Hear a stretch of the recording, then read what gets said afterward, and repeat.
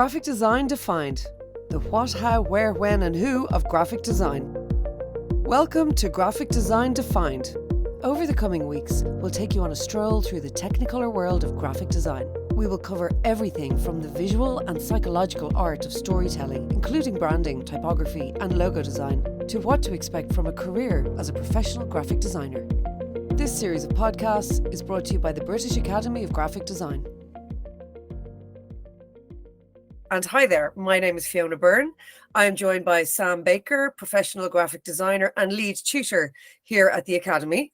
And today we're thrilled to be joined by an esteemed guest, Mr. Marcus Hartung. He's multi-award winning creative director of Ogilvy in Dublin.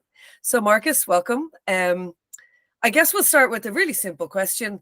Who are you? What do you do? Tell us about yourself and your creative career. My goodness, yes, that's yeah. Well, my creative career is quite extensively long, so I'll try and make the answer as short as possible. But as you say, I am a creative director, creative lead in Ogilvy Dublin, which is the advertising wing of the group.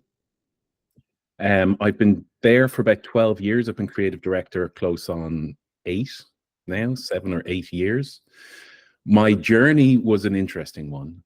I did a bachelor's degree in classical history and Latin, which by anyone's logic, that completely fits in with design. But it was a kind of a weird one. I did that because I don't know if you've ever seen these kind of odd situations, but my brother is an industrial designer and he went to design college and he's 4 years older than me, and I didn't want him to think I was copying him, so I avoided going to design, and that's all I really actually wanted to do, was a design degree. But I knew he'd be like, "Oh, you're going to copy me," so I went off and did my next favorite thing, which was history. But then I, for my master's degree, I wanted to get into advertising. Right. And I think everyone has a story of how they end up where they end up, but for me, it was seeing Guinness horses. I saw that commercial and I was like, I don't care if that's commercial. I don't care if it's trying to sell something. That's just brilliant. And I really, really want to be a part of that, and whoever does that. So I was audacious enough to go for that master's degree in that. Thought I was going to be a suit. Thought I was going to be Don Draper. Yeah. Thought I was going to wear the three-piece suit with the scotch and ice, until an art director tutor there sat me down and said, "You're mad. You are 100% a designer, and not only that, you're an art director," which we can get into later and explain the difference, if there is any. And then from there, I managed to blag my way into the largest agency in Ireland. And when I say blag, I really mean blag. And I think that's an important part of what we'll be talking about later, is how you go about that. And I was very lucky to get a job in that agency, and the rest is history. I love the design element of advertising, which is what I'll be discussing today. Brilliant. Are you a blagger, Sam? Did you blag your way into graphic design, or did you go the more, I don't know, traditional route? I don't know. I think, there's always an element, like Marcus kind of hinted at there. There's always an element of blagging in every sort of interview and sort of scenario you put in a sort of creation development sort of stages. And I similar. I kind of stepped into a role which I maybe was slightly out of my depth with, and I think at that stage you just kind of go, right, I'm here now, let's just make the most of it. And you kind of have to step up to that plate and make sure that you be the best version of yourself in that sort of time. So I started off in one of the biggest banks in the world. I started off working for Citibank back in the day, and doing all their sort of English British sort of communications across the group, which was scary, because you're in the meeting with multi-millionaires constantly trying to bat your ideas down and say that they don't work and we don't want them to be that creative, etc. So and then like Marcus, I kind of just went off from there, and I've been many places since. So do you think it's important to aim high? Like, I mean, I know when you're younger as well, you sort of have more bravado, and we tend to just think we'll blag our way into anything. But, is that a risk, you think, to sort of aim a little too high and then fall further, or just go for it and, trust that you can get there, be ambitious, basically? Yeah, if you don't mind, Sam, I'll jump in on that one, because I think when I look back on the audacity of youth, I had no wavering notion in my head that this isn't what I wanted to do. Wow. that I shouldn't deserve to be. And I don't mean it's arrogance. I think it's audacity. It's kind of different, because what's funny about creatives is in a lot of their life, they're not arrogant people. Mm-hmm. But when it comes to their work, they actually have this kind of stalwart, steadfast opinion that it's really good. And I think when I started out, I was unwavering in my opinion that I could do good work. And you know, when I was in that agency, they took on, as happens a lot, and I think a lot of your listeners, when they're starting out on trying to get a job, will find that there's a kind of a mass hire situation where they'll hire 4, 5, 6, sometimes 7 and 8. Right. This agency hired 8 creatives, and we watched them all disappear one by All at one. once, like you just hired in your boat. Wow. All at once. And we sat there, and when I say we, in advertising creative, you tend to work in teams. So I was working with a copywriter, and we would watch as people were just leaving, like being let go. And you'd be sitting there in this constant sword of Damocles fear of, that's me. Unless I do great work, I'm going to be gone. Wow. Which made us reach for insane heights. And in my first couple of years, and I hate talking about this kind of thing, especially as creators, because it sounds boastful, but it's not. It's just luck, I think, more than anything. We got to make an enormous campaign that no junior in their right mind would ever be allowed near. And the client, God bless them, loved our approach, went with what we did, and we did an enormous campaign. But at no point did I think I shouldn't be in this room. Yeah. I shouldn't be doing this, which is really weird, because I shouldn't have been in that room. Yeah. But It's like reversed imposter. Yeah, exactly. Because we all do have imposter syndrome. 100% we do. Mm-hmm. But when it comes to the work, and it's something we really feel we've done a good job on, we suddenly get this great bravado. Yeah. So that would be my take on it, is that when you're starting out, lean into that amazing feeling you get when you know you're on the right mark and you've made something really good. Just keep pushing it. Incredible. Yeah. I mean, and the confidence that would give you. Do you find that, Sam, with the students, like you have to sort of encourage that level of confidence as you're learning? I suppose you get more confident in your work. I presume when you're starting out, when you start out studying, you don't have that. I think you have to, with the students, you have to kind of sort of nurture that within them. But at the same time, because students are coming to the course at the same level, they're sort of foundations upward, so they're going to learn about the elements and principles and kind of learn about the kind of backbones of all creative sort of processes and stuff. But it gives them the ability to be able to say, look, this is my kind of style, this is what I like to do, this is the way that I work, in line with like the foundation. So you have to build things in the same way, but people then branch off into their own sort of, not specialisms, but the way that they view things and the processes that go on can vary. So you have to give them a little bit of sort of freedom, if you like, but at the same time, manipulate that within the sort of compliance of the working methods that we know do happen and can help them progress. It's funny, isn't it? Because it's kind of like an oxymoron. Like on the one hand, you can see why when it comes to the work, people get so, committed to it, and because it's so much of you goes into it, right? It's like an extension of you, and you're expressing part of you. Yet that is an incredibly vulnerable situation to be in as well. So the fact that, creatives are sort of so steadfastly protective of that, yes, we're terrified of putting ourselves out there in so many ways as well,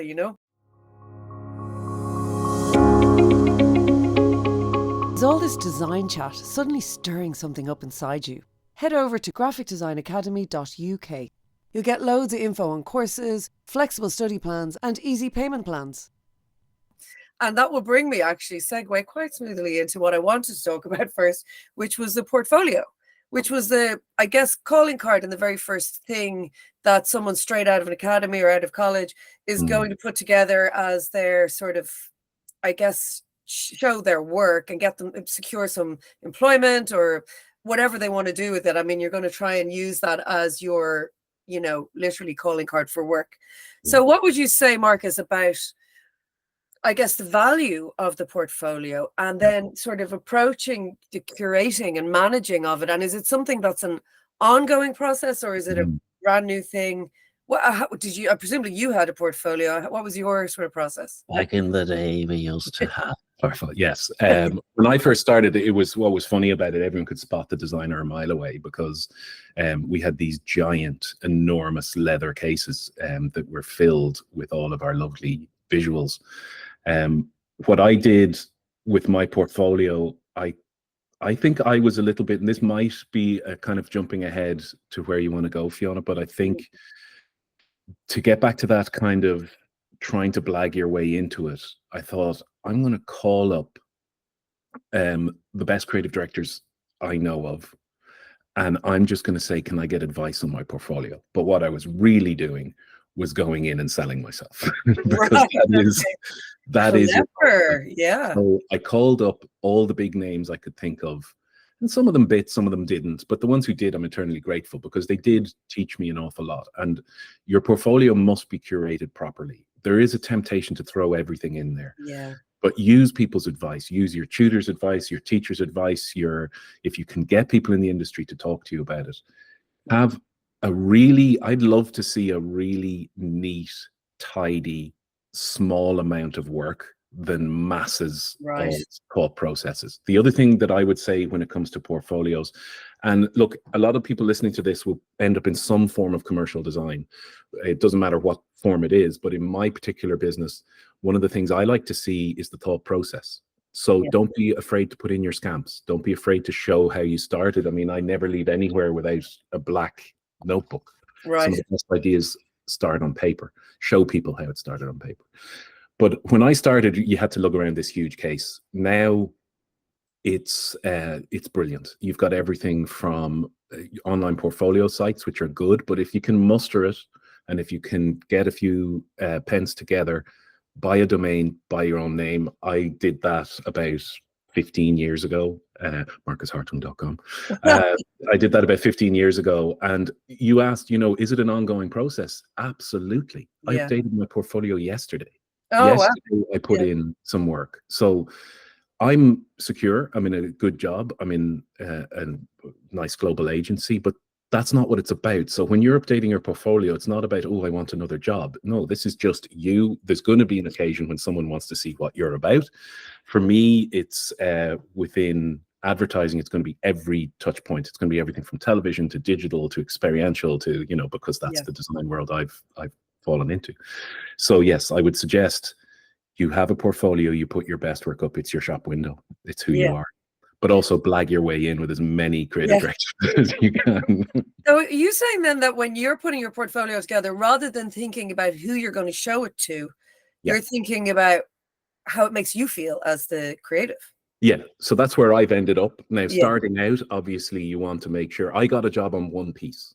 One piece. I'll never forget it. The creative director turned the page. He saw a PlayStation piece I put together, and he just slapped his hands together and went, "That's it. Great. Brilliant." And I was like, "Oh, wow." Yeah. Great reaction. So that's what you need to do, is to make sure that you can show that you do the lovely blue sky thinking. Yeah.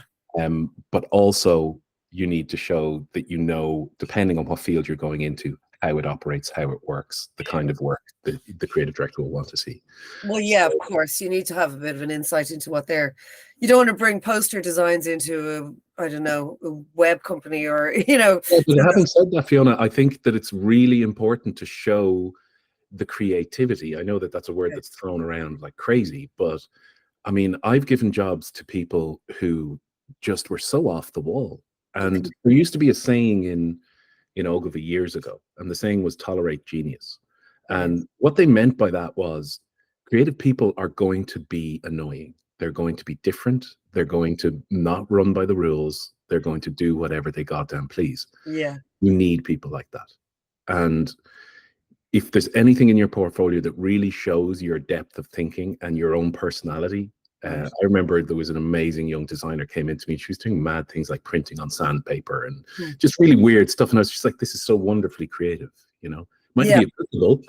Yeah. But I appreciate how creative you are, Yeah, I did hear a story about somebody showing up to an agency with their card or CV inside a balloon, and you had to pop the balloon and and I thought, okay, it's kind of silly, but I remember that story. Like they, they're going to stand out. So I suppose that's Well, very famously, David Ogilvy, the man who started Ogilvy, used to go to pitches. Now, if you imagine this Don Draper type character, he'd turn up in pitches with a little clown's hat on, which is a little small clown's hat, and make no mention of it. Give the whole pitch. And his theory was they'll always remember the guy in the clown hat. That is so whatever it takes to get noticed. Whatever it takes, yeah. And you were saying that was really clever, actually, because I don't think it matters how big or small a city you're in. Networking is really, really important. And if you can get in the right room with the right people, so that's the other thing I'd say on that, Fiona, is, you can go to Behance, you can get Cargo Hotel, there's loads of places you can get seen. If you can get a domain, get a domain. Yeah. But LinkedIn, as po-faced and corporate as it sounds, LinkedIn is a great place. There's been so many people who reach out to me who are designers that I've instantly been able to see their work. Okay. Yeah.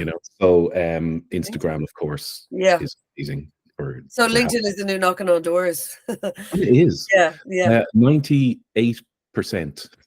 Yeah. Of anyone who tries to contact me and look for a job is through LinkedIn. The other 2% find me via email. Yeah. Which is risky because you might end up in the junk, but you won't end up in the junk on LinkedIn. Okay, good to know. Yeah. I mean, you're probably all over this, Sam, as a tutor, guiding them to get their work out there. I thought it was interesting when you said, you put your work, it's a very clever way to just get the attention of the right people. Can you have a look at my portfolio and give me some advice? Oh, no pressure. Yeah. I mean, where do you then draw the line on what critique to accept and what to actually stand your ground in? Because I know that you're going to respect the opinions of people who have been professional in their field for a long time. And I mean, Sam, you would do a lot of sort of critiquing and feedbacking with the students. Is there would you ever say to somebody, no, dig your heels in if you're absolutely sure? Or is there a process to figure out whether you're just being stubborn, or what's the right way to go about that? Who knows? It varies from person to person, and the way that it's more about the way that you do it and the way that you react to it. I think, from my point of view, it's about how you take that sort of, not criticism necessarily, but questioning of your work, and you kind of spin it and you say, well, actually, I've done this because of this, and you can back it up a little bit. I think it's more about that for me, especially as a tutor, to be able to say, look, what are you trying to show here? And they're going, well, I'm sort of thinking about this, the repetition here, and et cetera, and I'm trying to apply these principles. And then you go, okay, well, you're trying it, you're not quite managed it, maybe think about doing this. It's more about that sort of a process for me, and I'm sure Marcus is probably the same in your kind of working method. Yeah, 100%. It's constructive, I suppose. Yeah. I mean, a great creative direction is not telling someone what to do. Great creative direction is guiding them to the path of salvation. I do that all the time with my teams. I'd look after creative teams, traditional advertising teams, as well as animators, designers, and all manner of different skill sets.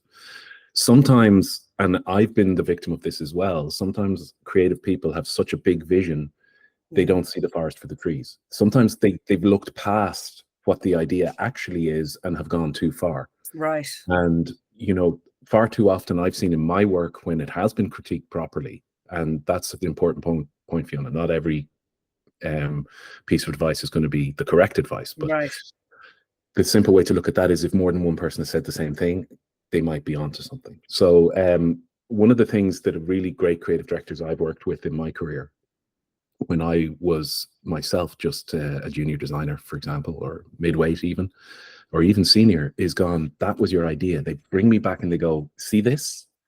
This is what you need to expand on. This is the area you need to be in. And they give you that freedom to go and then explore that. That's the best criticism you can get. Yeah. First is, would you not consider doing this? And they throw an idea at you. Is all this design chat suddenly stirring something up inside you? Head over to graphicdesignacademy.uk. You'll get loads of info on courses, flexible study plans, and easy payment plans. Sometimes if I throw an idea at my creatives, I'm saying this isn't it. I literally preface it with, this isn't it. Yeah. But you could do this, and then that sends them off. Okay. So Yes, very much so. Take people's opinions, but with a pinch of salt sometimes, and be confident in your approach. Yeah, because people deal with in egos as well, you know, so you've got to learn how to sort of navigate that, I guess.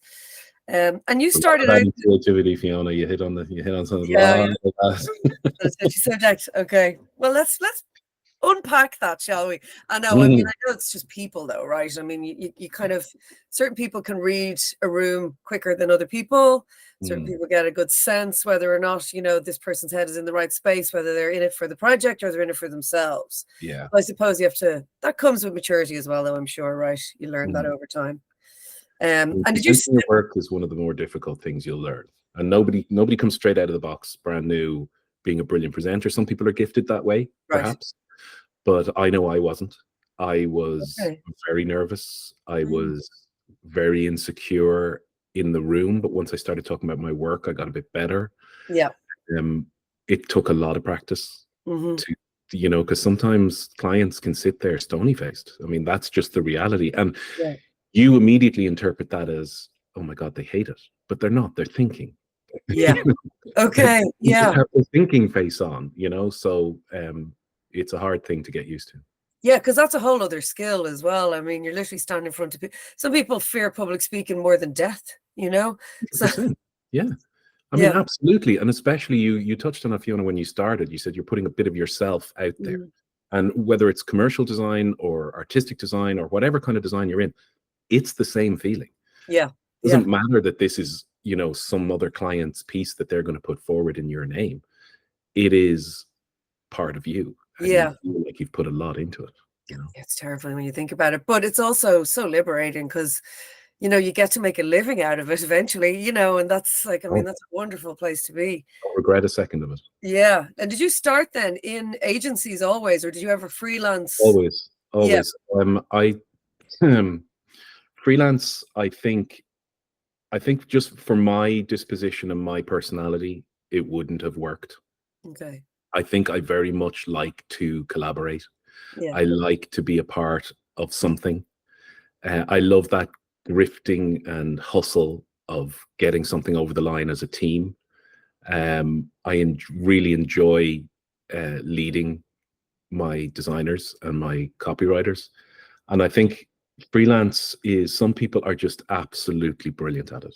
They are wonderful. And I think it comes down to a personality of being able to go from one place to another place, sell yourself a lot more than you normally would have to. You have to make cold calls. You have to contact people. You have to, all of that. So Grind, right? Yeah. Yeah. Some people are amazing at it, though. It just wasn't for me personally. I think my father had a say in that. He ran his own business and he used to say to me, take the paycheck. That's not to be said for take the paycheck. You've done both, Sam, right? You're freelance and you've worked for companies and agencies. How would you describe this sort of fundamental difference? I mean, that seems to make a lot of sense, that you have to hustle hard and there is that grind. But when it comes to even presenting your work, is there a big difference, you know, between presenting as a freelancer and getting the work as you know, than there is? Well, the fundamental difference is they like your work and they pay you, and like you get more work from it. So it's you know, it's that sort of cutthroat at the end of the day when you're on your own. I mean, I still freelance now. I don't have much time, but I still do little bits of freelance, and I think I kind of use it as a sort of, a bit like Marcus was saying, I separate my minds a little bit. So I work as part of the team here at the academy, and we create the content for all the students to work on. But at the same time, then I've got my side hustle, if you like, as much as I hate that saying, the freelance side of stuff, where I'm able to sort of blinker myself from the outdoor world a little bit more and kind of concentrate on it. And I have a few clients that I work with day in, day out usually, and I know them, they know me, and you get a rapport and some sort of relationship between you. They like the way you work, you like the way that they respond to you, and you build it up from there. I mean, there's positives and negatives of both, obviously. Sure. I mean, like Marcus said, you take the paycheck in the day-to-day 9 to 5, or as a freelancer, you work harder and you potentially might earn a bit more, but it comes with its negatives, but you might not. 1 month you might be doing really well, another month you might not. Yeah. And I think You it have is someone who's personal. sitting there going, don't touch it, don't touch Yeah. it. Yeah. I mean, and did you just then, I mean, how did you sort of overcome, or did you ever overcome that fear of, presenting, Marcus, when, that idea of standing up in front of those people? I mean, is that just something that you got easier with experience, or is there some process you went through to get better at presenting? Yeah, I think there was, I said earlier, there's a little bit of a difference when you work in advertising, that you work in teams.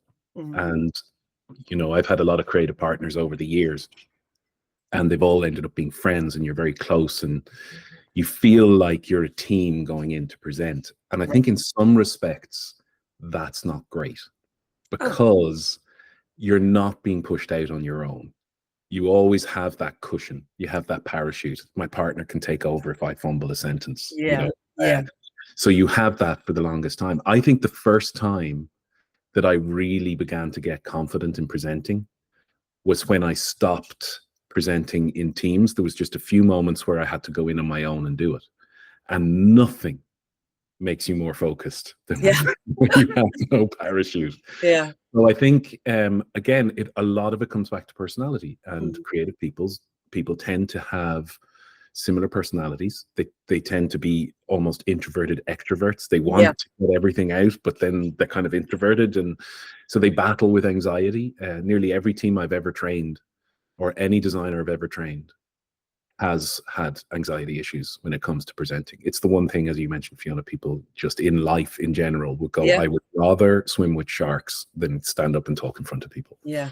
But like everything, practice, practice, practice. One of the things we do when we take on young people is, yes, we work on conceptualizing, we work on their craft, but we also work on presentation skills. So we put them in courses where they learn how to present. I mean, I've learned everything from techniques on how to stop adrenaline.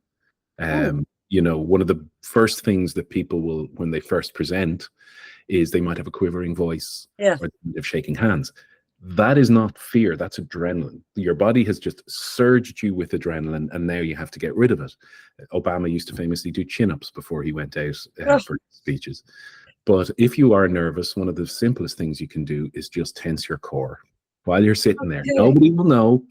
You just, while you're sitting there, tense your core, adrenaline goes, and then everything's okay. Oh, interesting. That's a really good tip, actually, because I've certainly experienced it myself, where I might like thinking, I feel fine, but I'm holding this piece of paper in my hand and it's shaking, and they can see it's shaking, and I look more nervous than I feel, Yes. So it's just and that can happen. I mean, in pitch situations, like day to day with clients, not so much, but I've seen people in pitch situations that I thought were the coolest cucumbers in the world, suddenly look nervous, and then that throws you, and then you're like, oh, I've got to speak after this person, and they're nervous, so oh my god.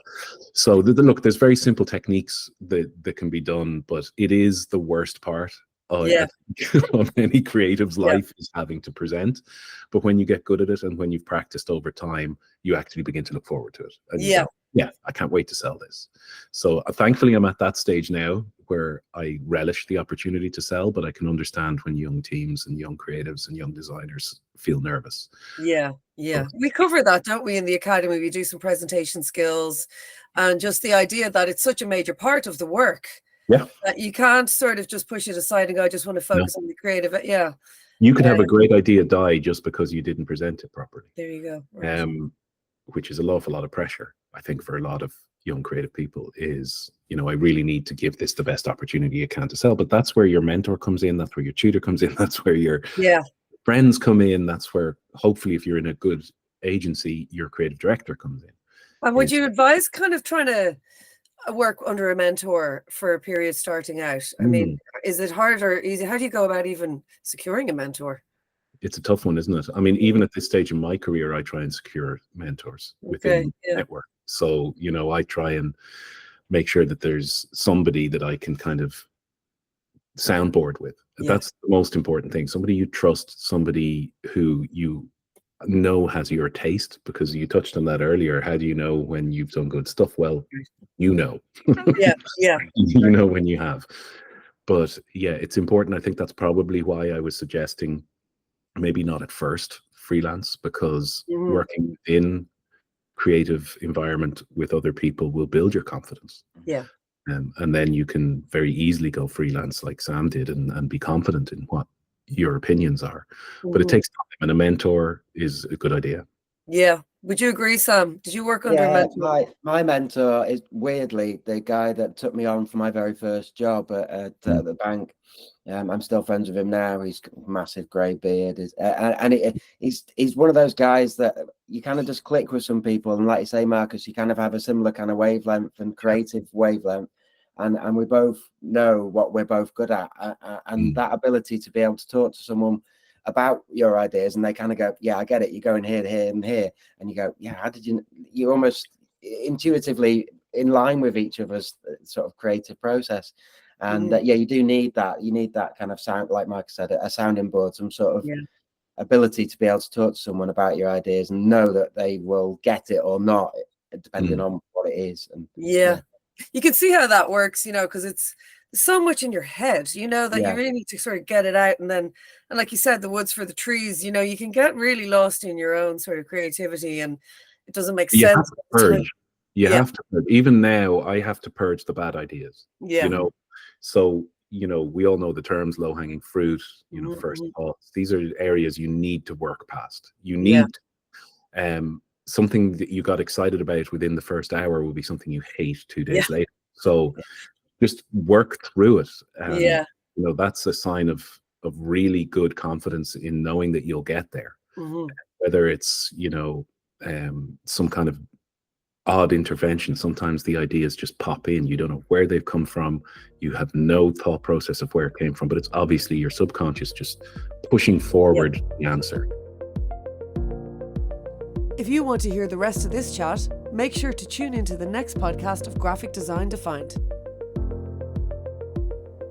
If you're suddenly seeing graphic design in a whole new light, and now you want to know more, take a look at the website graphicdesignacademy.uk. There you'll find information on courses, flexible study options, and easy payment plans.